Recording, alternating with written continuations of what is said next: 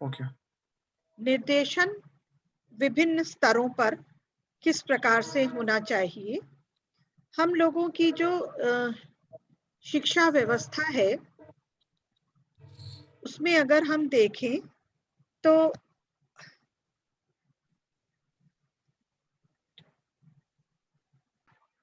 आज हम लोग पढ़ेंगे गाइडेंस एट डिफरेंट लेवल्स। निर्देशन की हमें आवश्यकता पड़ती है विभिन्न स्तरों पर, और ये जो स्तर हैं ये प्राथमिक स्तर की शिक्षा पर अलग तरह का निर्देशन आवश्यक होता है। अगर हम निर्देशन माध्यमिक स्तर पर बात करें तो वो दूसरे तरह का निर्देशन आवश्यक होता है, और जो उच्च शिक्षा है वहां पर भी हमें जिस प्रकार के निर्देशन की आवश्यकता होती है उसमें अंतर होता है।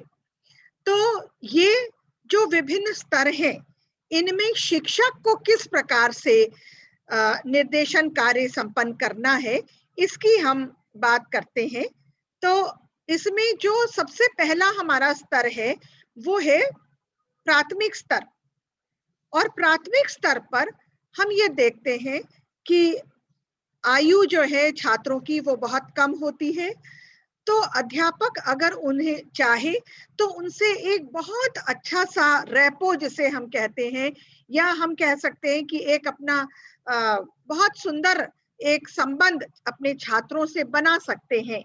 लेकिन ये जो प्राथमिक स्तर है इस पर कठिनाई एक आती है कि अक्सर ही आजकल हम ये देखते हैं कि विद्यालयों में छात्रों की संख्या बहुत ज्यादा हो रही है, और ये जो संख्या ज्यादा है इससे कठिनाई ये होती है कि प्रत्येक छात्र को समझ पाना या उसकी समस्या का समाधान कर पाना, या उसे जिस निर्देशन की उसे आवश्यकता है वो दे पाना थोड़ा सा एक ही अध्यापक के लिए कठिन हो जाता है। तो यहाँ पर अगर हमें प्राथमिक स्तर पर निर्देशन देना है तो वो अलग अलग अध्यापकों द्वारा दिया जा सकता है, या अगर छात्रों की संख्या बहुत अधिक है प्राथमिक स्तर पर तो निर्देशन प्रदानकर्ता या अध्यापक जो है उनकी संख्या में वृद्धि की जा सकती है। जो दूसरा स्तर है निर्देशन का वो है माध्यमिक स्तर, एट सेकेंडरी लेवल। यहाँ पर जो छात्र हैं उनकी आवश्यकता अलग अलग होती है।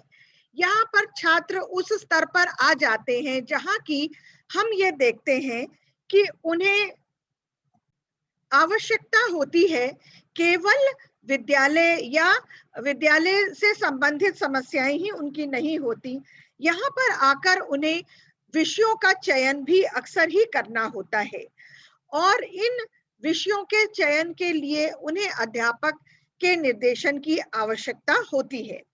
वो ये जानना चाहते हैं माध्यमिक स्तर पर कि कौन से विषय वो पढ़ें जिससे आगे चलकर वो जीवन में सफल हो पाए, या जिस व्यवसाय में उनकी योग्यता है, रुचि है, उसे वो अच्छी तरह से कर पाए।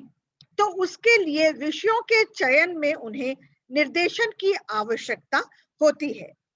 जो हमारा उच्च स्तर है शिक्षा का, यहाँ पर भी प्रायः ही हमें देखने को मिलता है कि छात्रों को हम निर्देशन देते हैं, लेकिन यहाँ पर निर्देशन का स्वरूप थोड़ा सा बदल जाता है।